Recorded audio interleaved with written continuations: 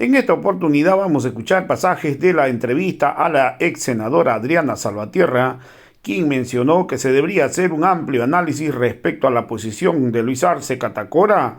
Hoy está buscando crear un frente amplio. Luis Arce Catacora está dañando la democracia boliviana. Hoy hay un egoísmo. Quieren proscribir al MAS y PSP poniéndole en riesgo. Hoy Luis Arce Catacora viene repitiendo el mismo relato de Rolando Cuellar. También ha dicho que el amparo puede que presentara Felipa Montenegro fue firmado por el abogado que fue candidato de Creemos. Entonces, ¿cómo es posible que un abogado de Camacho esté representando a la Bartolina Sisa? Hoy, ¿sobre qué estamos hablando? Vamos a escuchar pasajes de sus declaraciones. Adriana, vamos a ir con usted primeramente, por favor. Bien, yo creo que hay que escuchar las entrelíneas de algunos servidores públicos. Por ejemplo, el ex viceministro y actual servidor público, si no me equivoco, a través de una consultoría en el Ministerio de Salud, Freddy Bogarín decía la construcción de un frente amplio. Y claro, él decía un frente amplio que vaya desde la izquierda hasta el centro. Y nos plantean el centro como un común virtuoso, pero en realidad el centro es la derechización, no existe otra cosa. Apelar al centro es apelar a una oposición que se sienta cómoda con la derecha y con la izquierda. Una oposición que se sienta cómoda con una derecha que busca disminuir la participación del Estado, una derecha que se sienta cómoda con la proscripción del liderazgo de Evo Morales, una derecha que en estos 14 años y en los que empezaron el gobierno de Luis Arce nunca se sintió cómoda con la presencia de campesinos e indígenas en la representación política de nuestro país. Entonces, en el fondo no es al centro, es hacia la derecha. Eso es lo que nos plantean con la famosa conformación del Frente Amplio.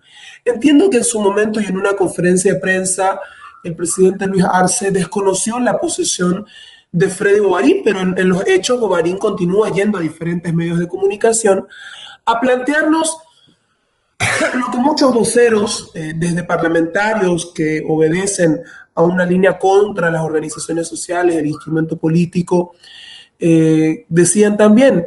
Al principio lo que dijeron de nuestro Congreso fue: no, va a ser una reunión de pocas personas, va a ser una reunión de una pequeña juntucha alrededor del trópico de Cochabamba y alrededor de Evo Morales.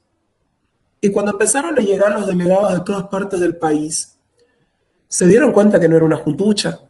Y si hubiera sido una juntucha, no era necesario atacarla sistemáticamente de la forma en la que fue atacado el Congreso del Movimiento al Socialismo.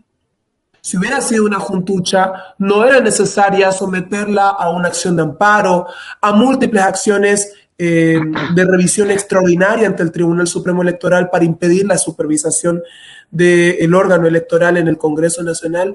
Si hubiera sido una juntucha, no merecería tanta importancia como la que en el fondo le otorgaron a través de estas acciones de amparo, inaugurando algo muy preocupante para la democracia boliviana, que es el uso de instrumentos jurídicos con fines políticos, que en el fondo lo que hacen es mellar, dañar la democracia.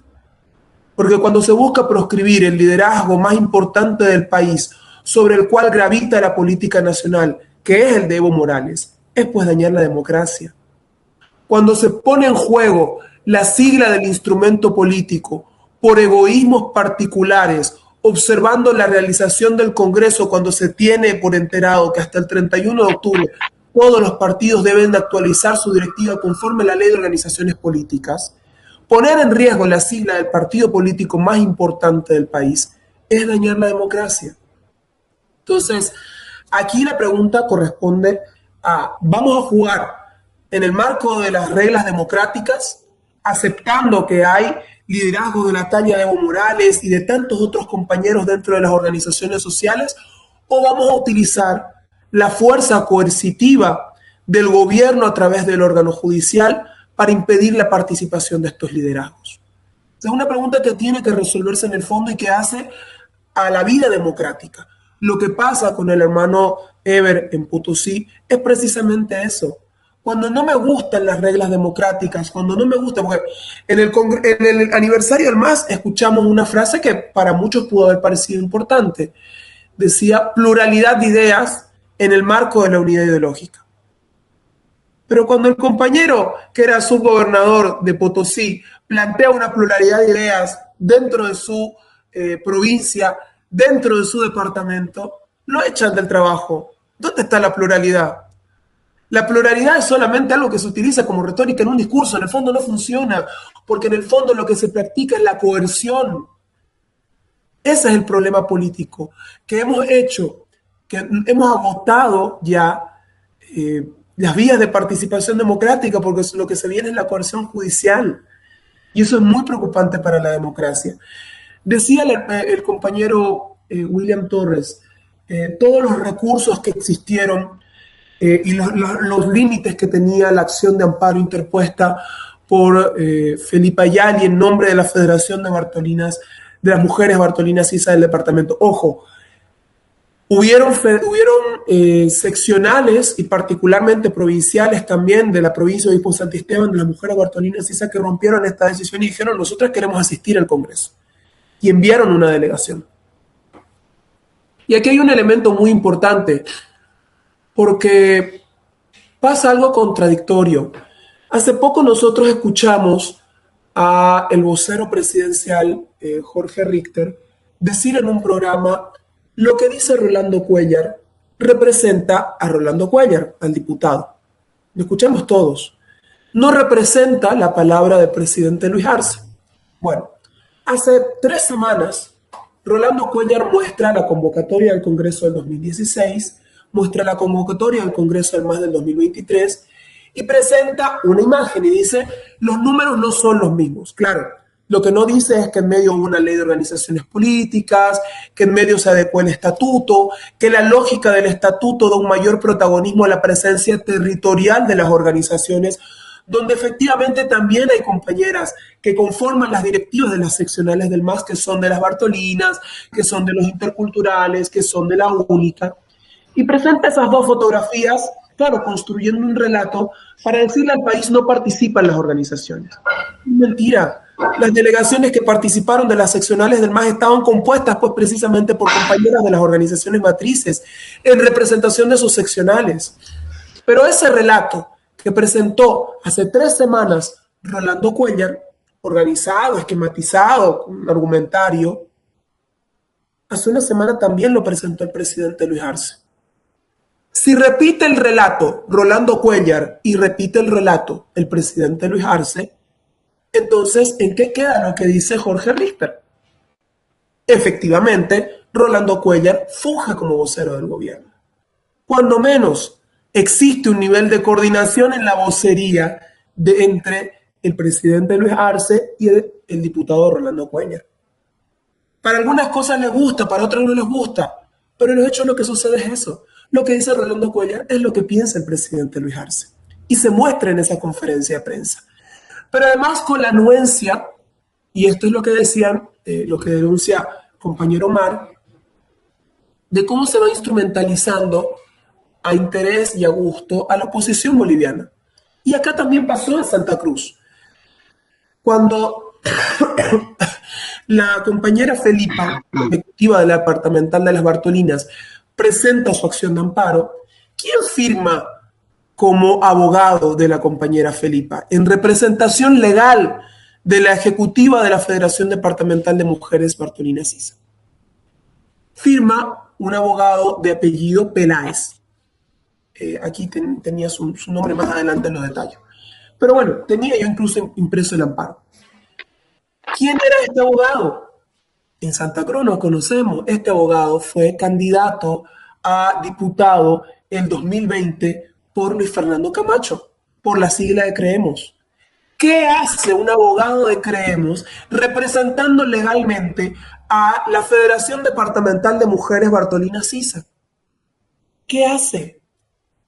Peor todavía, hace poco anunciaron, porque muchas personas se adhirieron como parte interesada a esta acción de amparo, entre ellas parlamentarios también de nuestro instrumento, pero que lamentablemente han roto con la línea orgánica. Pero en nombre de esa oposición interna que tenemos, también presentaron a un abogado de apellido Oros como abogado de una de las terceras partes interesadas. ¿Quién es este abogado de apellido Oros?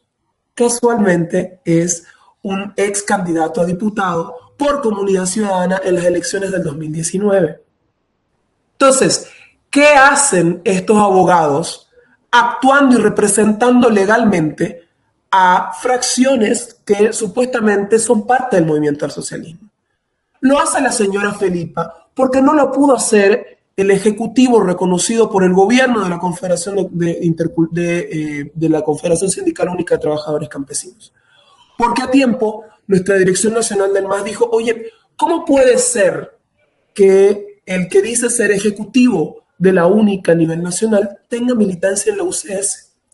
¿Cómo puede ser que la ejecutiva de las Bartolinas a nivel nacional tenga militancia en Tradepa? Como ellos no tienen la legitimidad por militar en otros partidos, apelan a las federaciones. ¿Y quiénes firman los amparos de las federaciones? Abogados que fueron candidatos de la oposición, de Comunidad Ciudadana y de Creemos.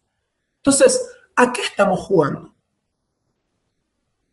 Cuando todos estos elementos se ponen sobre la mesa, uno empieza a darse cuenta que el escenario de disputa política es absolutamente asimétrico, desigual, pero eso no quita que uno tenga que ir con la verdad por delante y decir estas cosas. No para defenestrar compañeros, no para... A mí no me interesa destruir a los compañeros que están actualmente en la dirigencia, a mí no me interesa cargar el debate de adjetivos con ellos, a mí lo que me interesa es que la gente sepa cómo están actuando, qué es lo que están haciendo, qué se arriesga en este proceso y cómo están siendo funcionales, no a los intereses de las organizaciones sociales ni del proceso de cambio, sino finalmente funcionales a los intereses de la oposición boliviana.